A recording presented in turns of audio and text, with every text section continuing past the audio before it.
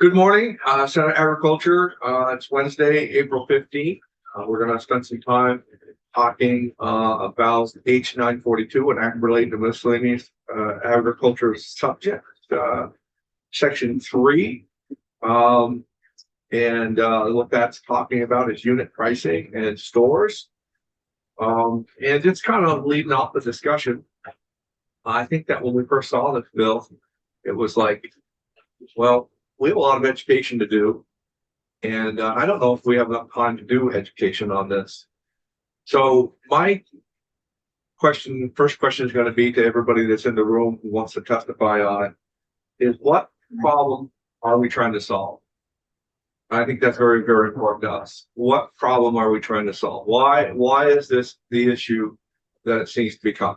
So, and of course, anything else that anybody wants to testify about on that on this subject. So, but that is what we're going to be looking for. Because I'm going to tell you this: we don't have enough time to dig in all the way to the bottom of this without without finding out what is really going on here. So, but if we have people on all sides that are agreeing to get to someplace, then maybe we can, maybe something can happen. But anyways, we have Maggie Lentz, we have Thomas Weiss, we have Patricia Brown, we have Matt Coda, and who wants to lead off? I would suggest, I think Patricia, she has a good presentation that I think will dive into the details a little bit more. And I'm here, she and I are both representing the association position, but I think she has more detail as someone with stewards. So sounds great. Patricia, the floor is yours. Okay. Thank you very much. Can you hear me okay? Yeah. All right. Well, good morning, and thank you to Chair Ingalls and the members of the committee for having me here. I am a board member of Vermont Retail Grocers Association. I also work for a convenience store chain, Stewart Shops, as a process improvement specialist and a regulatory overview. This move to federal retail pricing regulations is not something that the Vermont Retail Grocers Association opposes. We don't oppose the shift to the federal regs. What we ask is that there would be an exemption for our convenience store members as it relates to a piece of those regs and the unit pricing piece of it. As background, unit pricing is actually currently required per Vermont law. It's just never been enforced. And actually, we've had conversations, the association, with the Agency of Agriculture since 2000, discussions on carving out convenience stores. Now that the agency has brought this shift, the recommended shift to the federal regs to your attention, we think it's a great time, an opportune time to provide model legislation and update the unit pricing requirements. So just as background, so what is unit pricing? That's the cost of a product per unit of measure. So when you're in a grocery store, you'll see a tag, you see two prices. One is the retail price you pay for the product, and one is that unit price. It might be like per liter or per 100 count. That unit price can be very helpful to a customer to comparison shop. And it's a chance to really compare sizes and, quantities and have an understanding of what's the real value.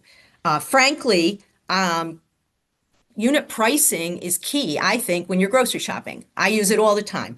It takes time for the customer to use. You're literally taking those extra minutes to look at that, but very beneficial when you're doing major grocery shopping. The rationale for our request to exempt convenience stores from this regulation is that a convenience store is a different animal than a grocery store. And if you go into a convenience store today, you will see that retail price. You will know what you have to pay. But most convenience stores do not have unit pricing today. And there's a reason for that. I want you to think about yourself going into a convenience store, right? You're stopping at the corner store to get gas, running in for milk, eggs, bread. Maybe, you ran out of peanut butter, got to quick go down and grab some peanut butter at the local store. Maybe your child or grandchild is sick in the evening. You're going to run out and get some Tylenol. This is the customer base that our association, our members serve. It is a grab and go mentality. Convenience stores have a purpose. On average, our customers are in and out in 3 to 5 minutes. They spend about a minute going in, picking out their item or two, hardly even ever use a basket, frankly. They spend a minute maybe walking, waiting in line, paying for their purchase, and maybe, 45 seconds walking into the shop and walking out. Again, this is a purposeful trip. They are not there to comparison shop. I will tell you as an aside, from Stuart's perspective, we went back in our database of customer, positive and negative. We get complaints and positive as well.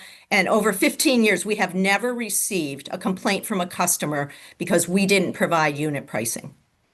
So that's the customer aspect. We just don't see the rationale for, in our business, why this even is needed for a customer. But let's take a look at yes, go ahead. Looking on that point,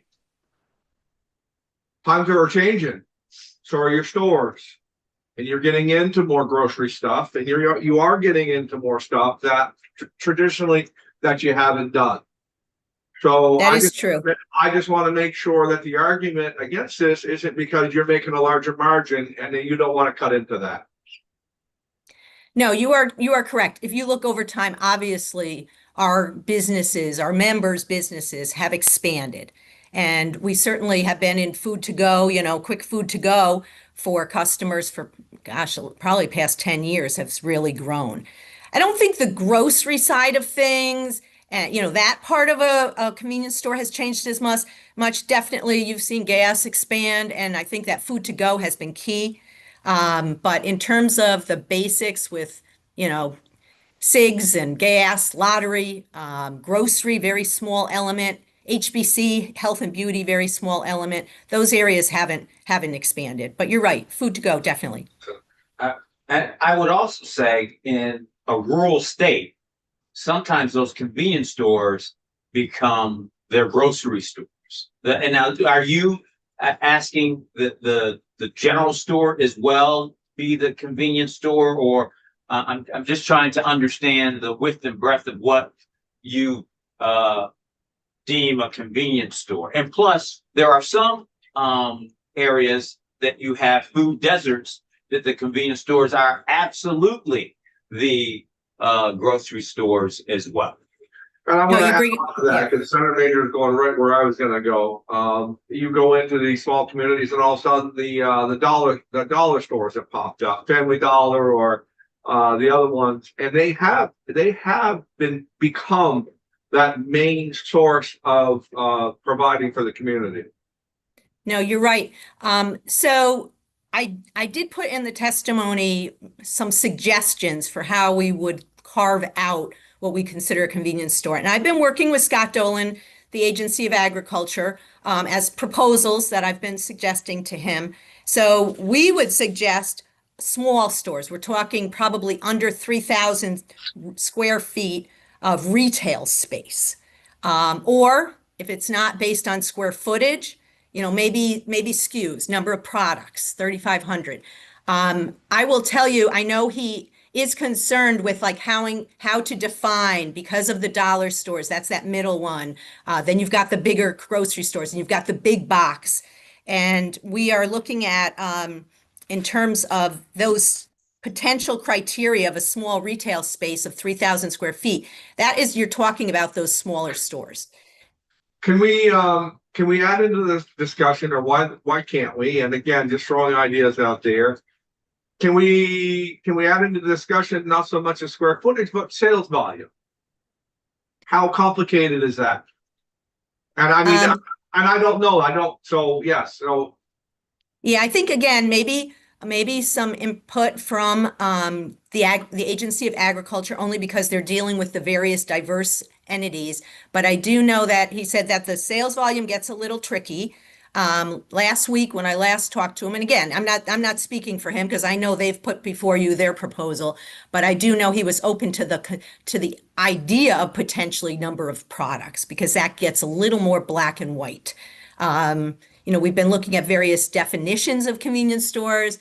But from the association perspective, we are looking at that smaller convenience store. And to your point, does serve a key in food deserts, a key element, both socially and for functionally from a grocery, but it's not a grocery store. It's a tiny store. I will mention one other thing. I know the Agency of Agriculture in their proposal to you has included an exemption for smaller non-chain stores. I think under 7,000 square feet, but it's specific to non-chain. And as an association, we really don't understand this rationale. Frankly, being a chain or being an independent should not come into play. All small stores should be exempt because unit pricing just doesn't make sense for this customer base. And so that's our rationale from the association in terms of that exemption, which they specifically call out non-chain, and we don't really see that there's a difference in terms of at least our rationale about how the customer uses and comparison shops. I'd like to take one last minute and just mention the impact to our members, the business owners. It doesn't seem like a lot at first from the outside, but it means that they have to implement this pricing on shelf tags. That actually is a major lift for our members. It may involve literally manually updating tags. It may involve having to purchase a software because this isn't as simple as just a retail price. This now gets into that formula based on unit. They might need to configure existing software and now being able to put that information. Shelf space is limited, certainly in a small convenience store. And again, element of the initial implementation, it can take hours and hours to retag a store. So again, maybe that's the implementation and you think, oh, well, that's done, then you're good to go. Frankly, the harder part is maintaining the updated tags in a shop. And the reason for that is a couplefold. Our prices from our suppliers can change sometimes. We've heard from our members a couple times a week, literally. We have had substitutions long past COVID, and that impacts prices. We have changes in packaging and size, all would impact our impact the unit pricing. So I just want to say our members take retail pricing very seriously. It's a hard thing. It seems simple, but we know it's a given. It's a customer expectation. It's something we have to ensure is accurate. But incorporating unit pricing just adds a whole nother level of complexity that we don't feel our customers need. It's not something that they're looking for, and it's certainly an addition of labor and money that will get passed down to the customer. For those reasons, I want to thank Chair Ingalls and the committee for listening to these remarks for our association. I know the makeup of this committee very well, and we are very sympathetic to adding workload, especially onto the little person. And I would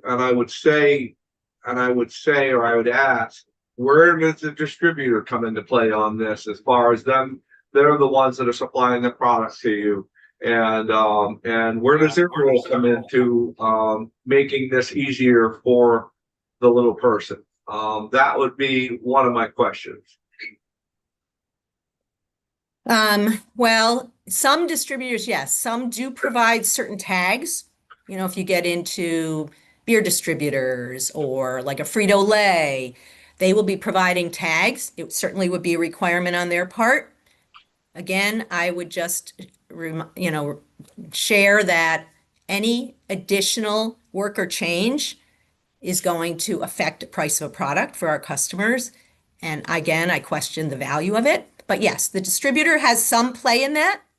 But I know from our perspective stewards, we do our own tags, and that's a lift for us. But for our members, some have the distributor for pieces of their shops, and other pieces they're owning and controlling those tags. And the other is that who's driving this? Is this just discussion that's going on between the Agency of Agriculture and the retail stores? No, we received communication in December that the agency, and they can speak obviously for themselves too, but they recommend moving to this federal retail, looking at it from the perspective of companies coming into the state who work in other states and trying to have some consistency in terms of how the regs read. So I think that's why they're going with that. And that's the Our agency, associate, Tricia, I apologize, but that's the agency. yes, I'm sorry. The discussion. Agency of Agriculture.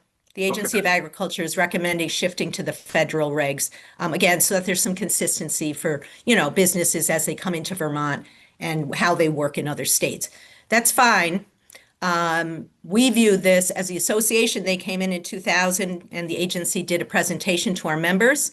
At that time, they said that unit pricing, again, which is just an element of the regs, it's one piece. The rest of the regs, again, the association has no issues with. But that piece, again, does not apply to most of our members from a convenience perspective. So we raised it at the time. COVID came into play, really set it aside. Again, that Vermont has never enforced these unit pricing regs that are in the current Vermont regs. And then they now shifted and are recommending the federal regs, again, which is fine. So we thought it was an opportune time. So we're bringing it up as an association. Let's get the unit pricing cleaned up. Whether you stick with the state regs or you move to federal, it's not appropriate or applicable to convenience stores. That's our viewpoint. I certainly want to hear the testimony from the other folks that are in the room, but I'm just going to go back to the first point that I started. You don't need us in the middle of this fight. You guys can get together in a room and you can come back and tell us what you guys have decided on and make that agreement. And I think that once that we were to review that we would say, hey, all sides agree. And then at the end of the day, we have nothing but to say, yeah, okay, they're all agreed. Yeah, we'll stamp it and on we go. But again, we can wait in. I don't know about the time of where we want or what we have. And I'm not trying to say that, oh, we're not available to you, because we are. But I do think that this agreement can be reached amongst the trade associations, the stores. Our job in this committee room, to be fair, are going to be representing all of the smaller people who don't have the capacity to let their voice be heard. But I do think that they do have that chance. They just don't know where to go to. But again, I want to hear what the rest of the room has to say. So, Tricia, feel free to stay around. Feel free to be part of the discussion. We might call on you some more. So, and thank you for your testimony. Thank you. Okay. Who else would like to? Who's next? If you want to go next, Go ahead, Thomas.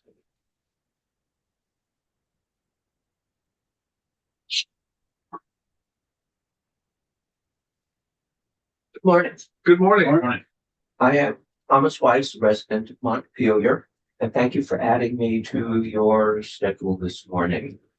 And I present these comments from my point of view as a customer and how I see this might affect me. And I do not know what this is intended to solve. I keep my eye on agriculture bills because sometimes you deal with land use issues, and that's one of my primary issues here.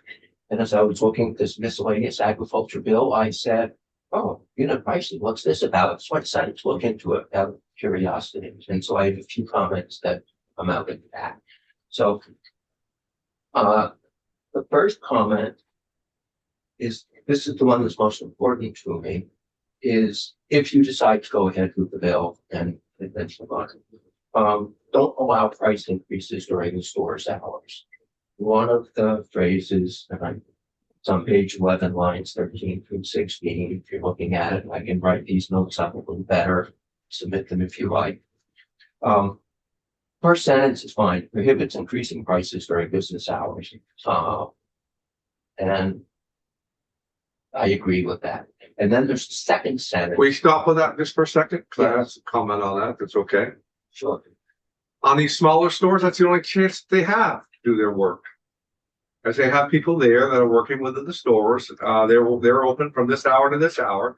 They're not the big chains to where they don't have public hours. So there's a lot of times where that's the only chance. You got the high school kid, they have their list of work that they need to get done for the day, and it's time to go reprice the tomatoes. So I might have a little issue with that. So I appreciate that comment. I guess I was thinking of some of the larger stores in terms of this context. So there is an exception that if the price is obviously wrong, then they can change it during the store hours. But I guess I'm raising the point that I asked you to look into that. Yeah. Okay. I would recommend removing the exception part of the clause, but just look into it. Second item is they require an additional display and transition time for the simultaneous consumer displays. So that one checking out the grocery store. I can look at that. Some of those are easier to read, some of those are harder to read, and as you've heard, some of the some of the stores don't have them.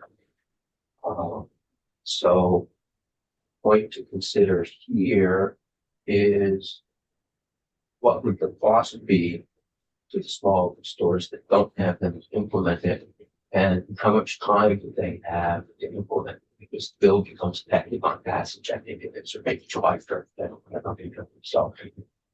So what time would they be allowed if they're going to be covered by having to do this unit pricing in order to comply and not be out of compliance? Third comment is I looked up the National Institute of Standards and Technology's handbook 130. It's a new edition out this year. It turns out it doesn't cost anything, but it's 332 pages long. And I skimmed through it, looked through it a little bit, and it's not particularly easy to follow. So smaller stores would have to rely on, I think it's possibly beyond the ability of some of the smaller stores to take on trying to figure out what is in this handbook. So there would need to be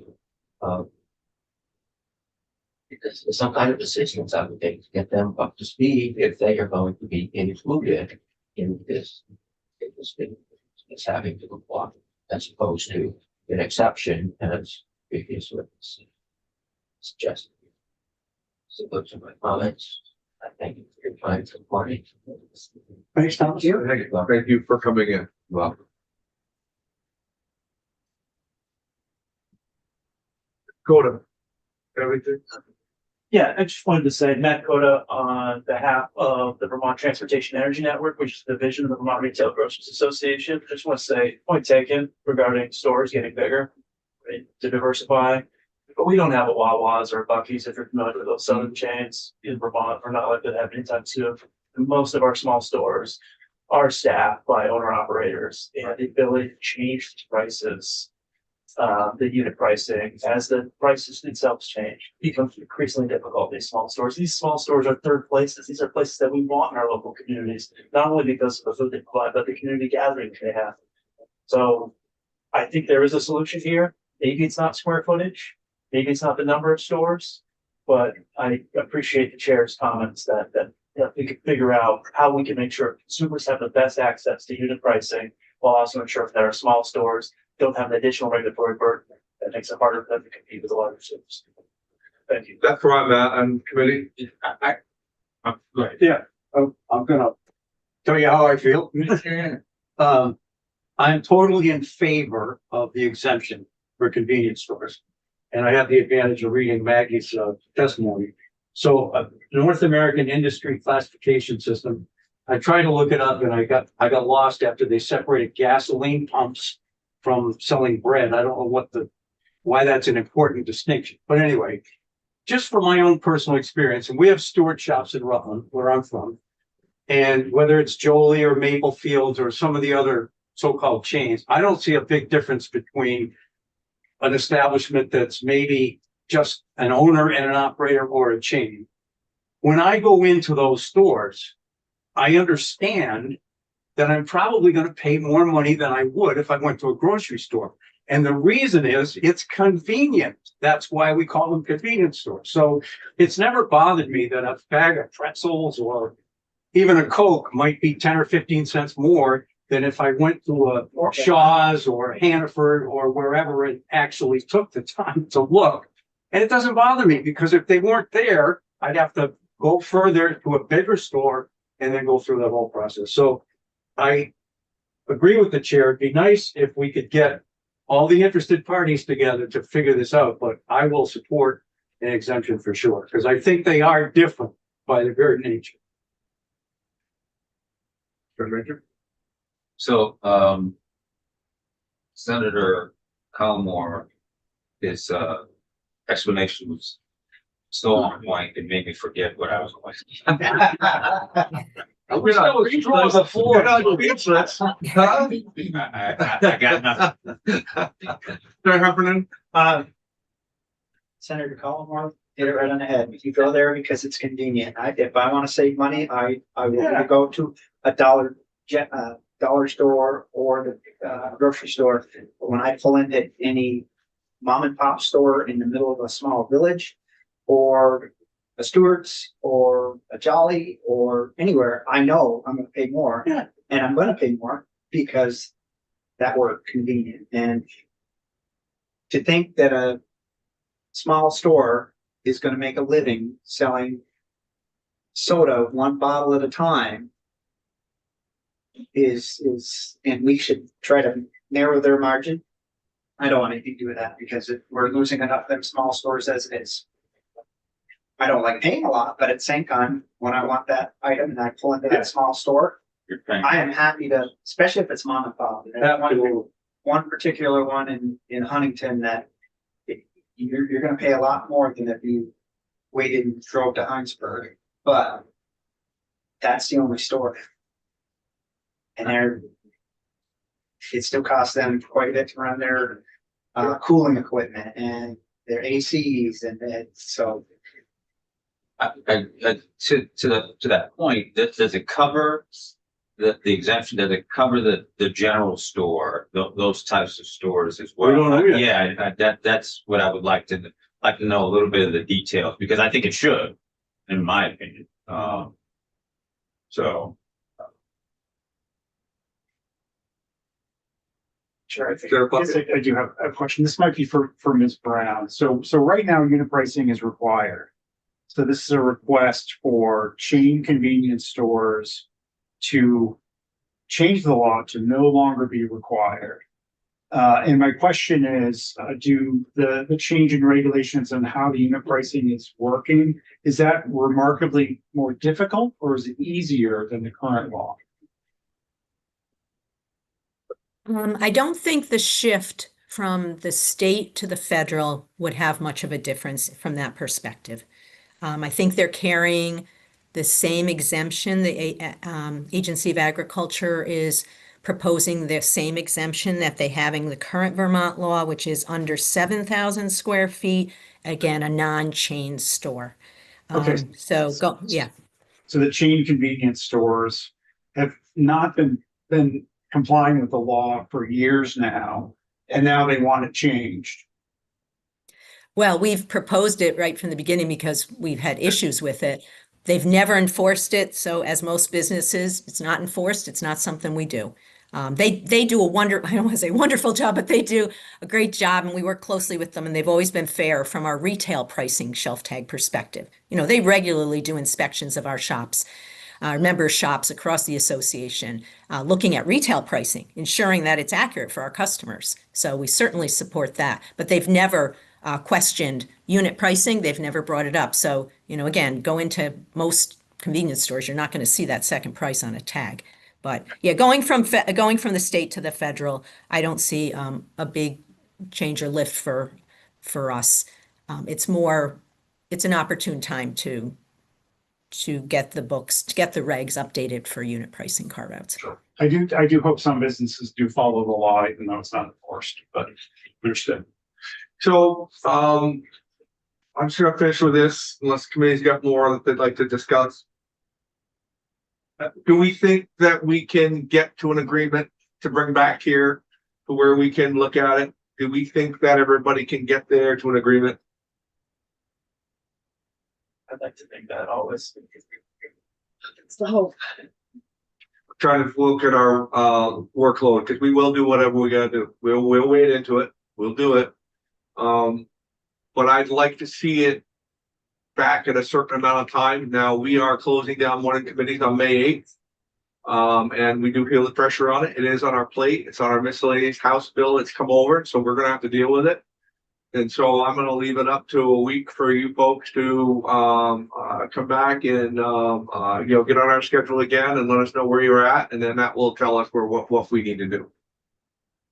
If that's okay with everyone. We will talk to the Agency of Agriculture as well. Sure. Unit pricing. In the meanwhile, we will get their take on it, but I'm in hopes that we can get it all worked out without involving a lot of rulemaking in this committee. I think you guys can do it. I really do. And we don't have those discussions very often, and we don't. Usually we understand what our charge is, and that people are demanding that something be changed. But I do believe that this is something that you folks can work out amongst yourselves. But we will soon see. Thank you for your time. But thank you very much. Thank you. Committee, we are going to spend some time now going with legislative council, Bradley Showman. And we're going to be looking at a side-by-side. Linda, do you have that? The side-by-side? Right under there. Okay, right. Thank you. And this is pertaining to the miscellaneous ag bill, Thank you. both the House and the Senate. And going on municipal zoning regulations. We'd asked Attorney Shulman to do a side-by-side with us to see where the differences in the bills are, which are probably pretty great, but we'll soon find out. Mr. Shulman, are you ready? Yes, sir. Thank you.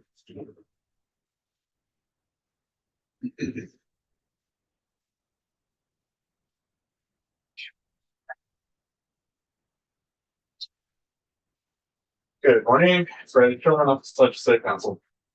Good morning. And just gonna share my screen here. So I actually updated the side-by-side just a moment ago, so you might not have it, but it's just I realized a couple things weren't lined up perfectly. So the version I'm sharing is going to be a little bit more lined up than the one that you have printed here. Okay.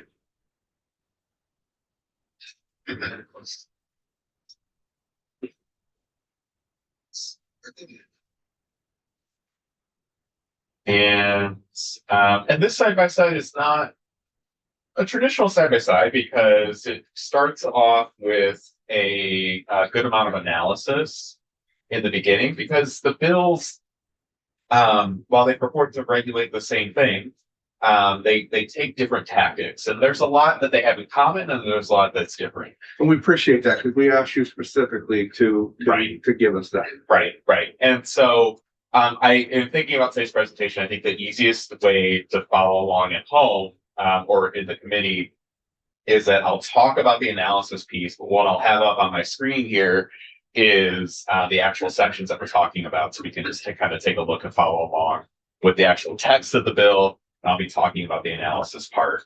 So if you want to follow along in that way, you can, and we'll get to it. So the first section is the findings and intent section. And so just in summary, to kind of get everyone back on the same page, the Taft Street decision is a Vermont Supreme Court case that ruled that municipalities can regulate farming activity even if that farming activity is regulated by the required agricultural practices rule, right? And so prior to Taft Street, what we assumed was that municipalities cannot regulate farming activity subject to the RAPS rule. And then municipalities were only permitted to regulate activity that was not subject to the RAPS rule, right? So if the Agency of Agriculture is regulating the activity, municipalities cannot, and vice versa. That is what we thought pre-Taft Street. The Supreme Court case came in and said that actually municipalities can regulate farming activity, even if it is subject to the RAPS rule. And then there were some caveats on what municipalities can't regulate. Don't focus on that piece. For this bill, we're just looking at the impacts of that court case. So here, the main differences between the Senate version on the left and the House version on the right is that the Senate version calls out the Supreme Court case specifically and says it's the intention of the legislature to overturn that decision and assert that municipalities may not regulate farming or the construction of farm structures as set forth in 24 VSA 4413D.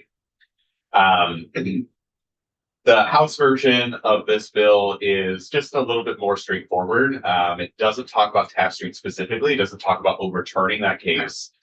And it just specifically says that, since 2004, it has been the intent of the General Assembly and controlling law that municipalities shall not regulate farming and construction of farm structures. In your opinion, which would be the better of the two? I think that they both achieve the same goal. And so I don't, legally speaking, I don't think that it is necessary to say that we're overturning Taft Street to achieve that goal. However, Taft Street was the impetus for doing this work. And so specifying that the legislature wants to overturn the ruling in Taft Street highlights that, highlights that disagreement between the two branches, between the legislature and the judicial branch. And makes it specific that this court case should not be controlling law anymore, because this is meant to overturn that. Whether that has legal effect in terms of if someone litigates these issues again moving forward, that's up to those lawyers in those cases to use that. That would be my question. Mm-hmm. Does this make it easier for 100 years from now for somebody to go and understand why that happened? In terms of preservation, I think it gives more context. And so it does in that way increase understanding down the road. Senator Plunkett, get another attorney in the room. What do you think? I like what we had done, but I'm fine with doing it the other way as well. This one is not. I think it's more thorough. Not I think the Senate version is more thorough, as always. The two lawyers gave two lawyer answers. Oh, I can't give a policy answer. Right. So, Yesterday on the floor, Nodder answered a question literally, yes, and no. You do? Yeah, it's just my opinion. I agree with Senator Heffernan. It just gives context. This is the reason why we were doing it in the first place. And if looking at statute, that particular, this is the reason why, so you don't have to dig more. Why we're doing this? What are we solving? Saying right here. So that's just. And I like the historical reference when Yeah. somebody needs to look back, because you always see that as referenced in, and so I do like that there's a broader explanation. And I think that we were very careful in the way that we said those words, not to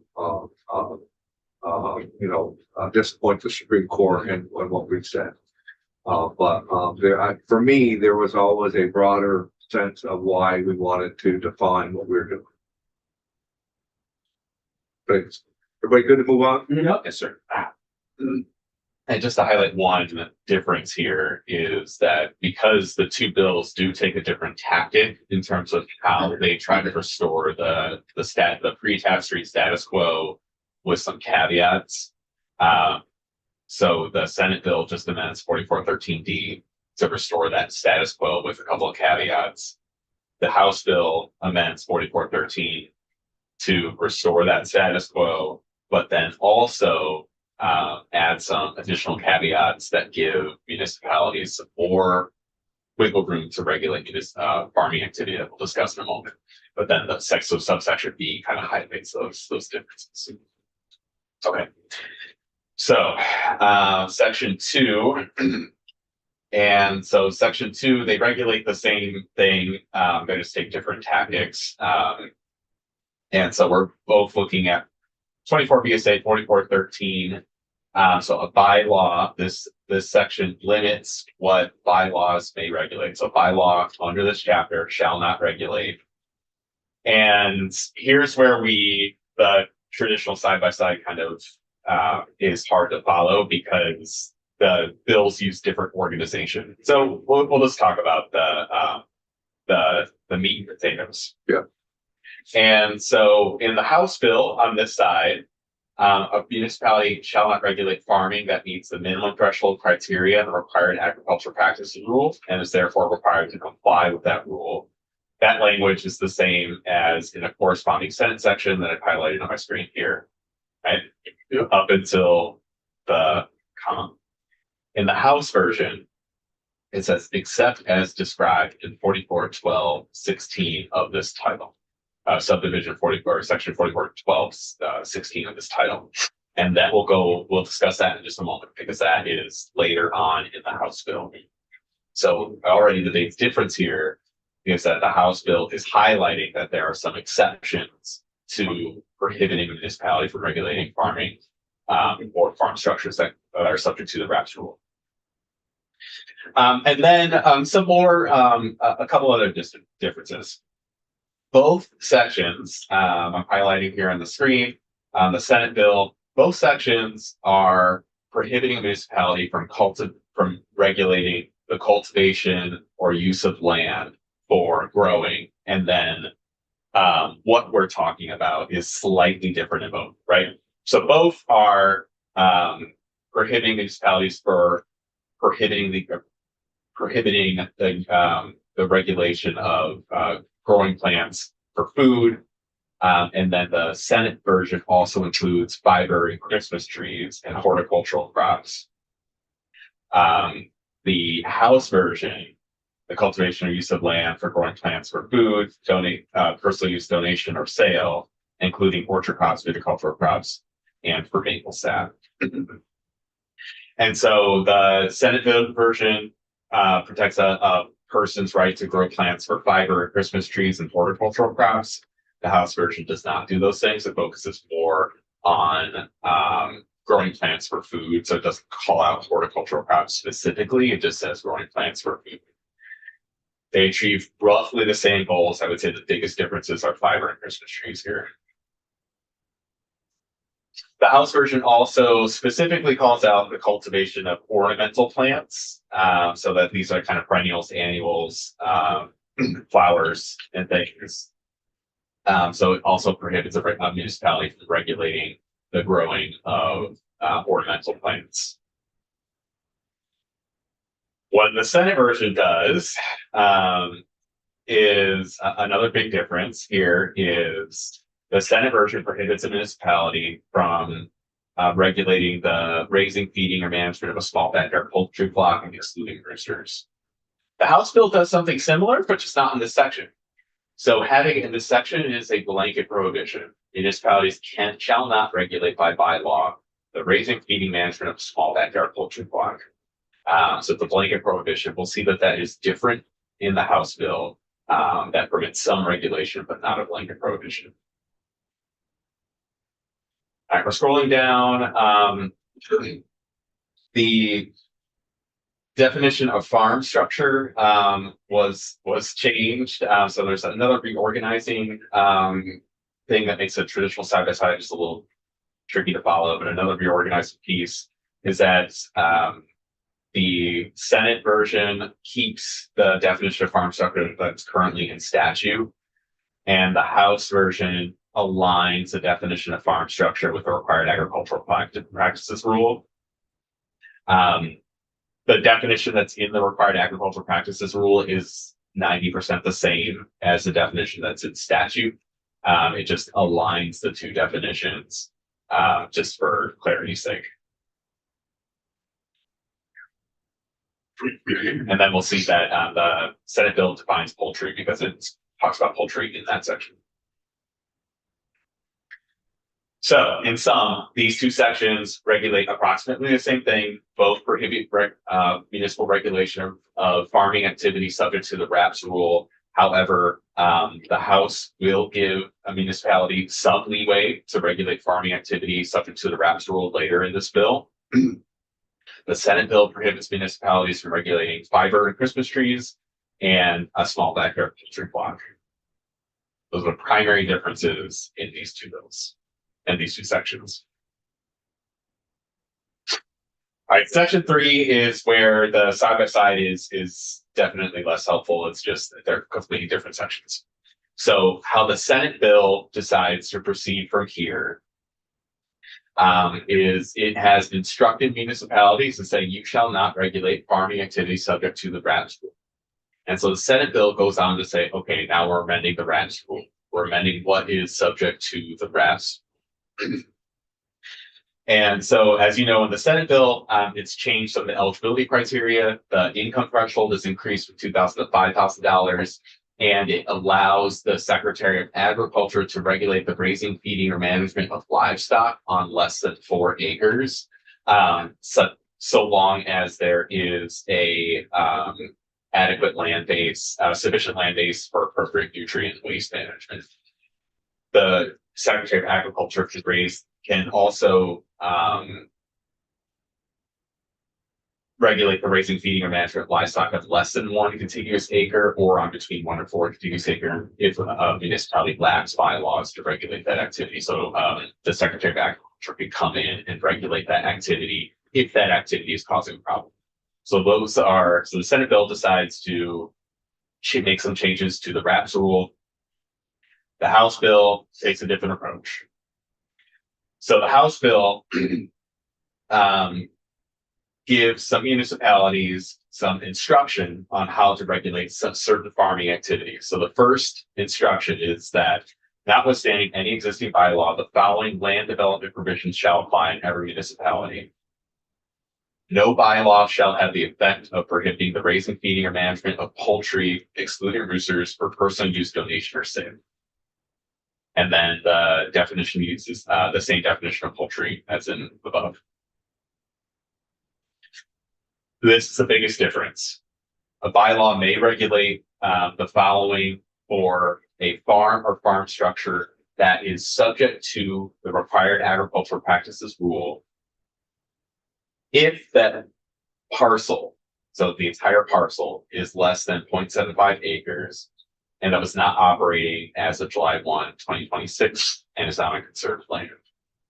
So this is a big change.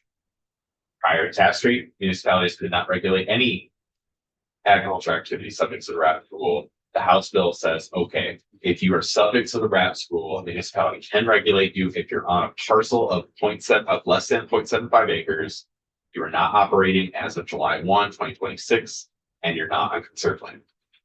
Municipality can regulate farming activity if you meet those criteria. You only regulate farming activity with respect to A and B here: ingress and egress of vehicular traffic and ensuring pedestrian safety, including regulating parking, signage, pavement markings, functional closure of livestock, and citing and setback requirements. So that's what it kind of gives municipalities some leeway to say, okay, on these smaller parcels, even if that farming activity is subject to the RAPS rule, a municipality can step in and regulate that activity with respect to these things.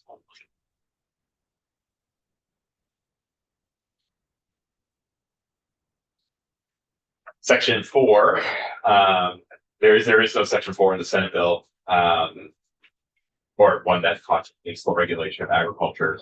The section 4 here is a study in the House bill. And the study, the Secretary of Agriculture would convene a stakeholder group.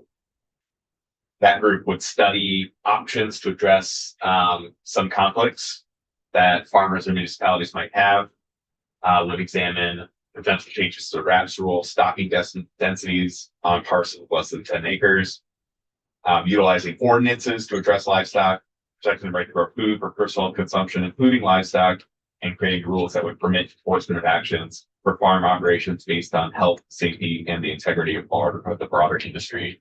And that report would be due on January 31st, 2027. Do we know why they want to do that? Yeah, we're not doing that. I can tell you that. I agree.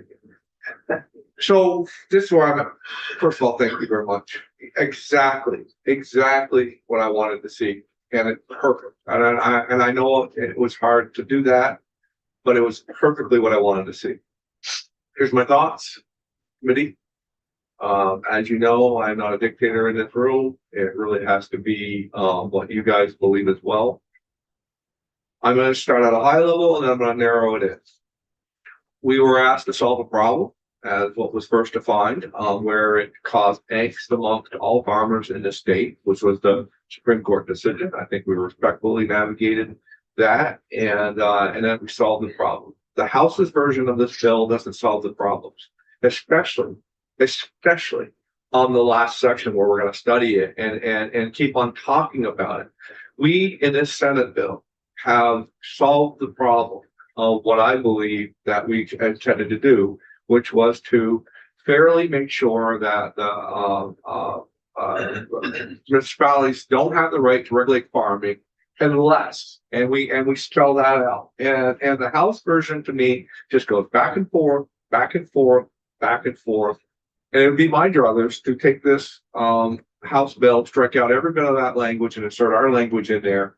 And that is what I would send back to the House. We are going to have some new language in there that is going to be talking about regulating pig farms, because that it would be the next challenge. I'm having discussions with the HC of Agriculture. I've asked Attorney Collier to get back with us to show us some of this language, because it is ongoing discussion with VLTC and some other stakeholders. I have given my opinion about that, but I haven't seen that language yet. But that's where I'm at. I just think that this House version, especially the last part with the study, does not solve the problem and end it. It continues it going down the road. That's how I feel about it. I'm very proud of the work that we did in the Senate as far as finding solutions. But I'm open to anything that you guys have said. Agreed. No, just, I'm glad you said to think about the study. I'm just like, how many more studies? But to know what we already know. Can we make that decision? Yeah. And I think that we have. I think our bill has made that decision. Yeah. Chair Plunkett, I agree. Chair Heffernan, I got, speaking as you were saying, I have sent the note, as I said, to Attorney Collier. In-house Ag now will come to your committee when done around 10:30 to see if we can chat or can talk later. Are you guys good with that? Yeah. Good. Okay. Attorney Shulman, anything else to add, sir? Nothing further. Thank you very much. I couldn't have been happier with what you've done. Thank you very much. Appreciate that. Thank you. Committee, unless you have anything else you want to talk about for a half hour, we can go off until about 10:30. Sounds good. Stay kind of close in case Attorney Collier makes it down a little bit closer, and we'll get you ready. Thank you, Linda.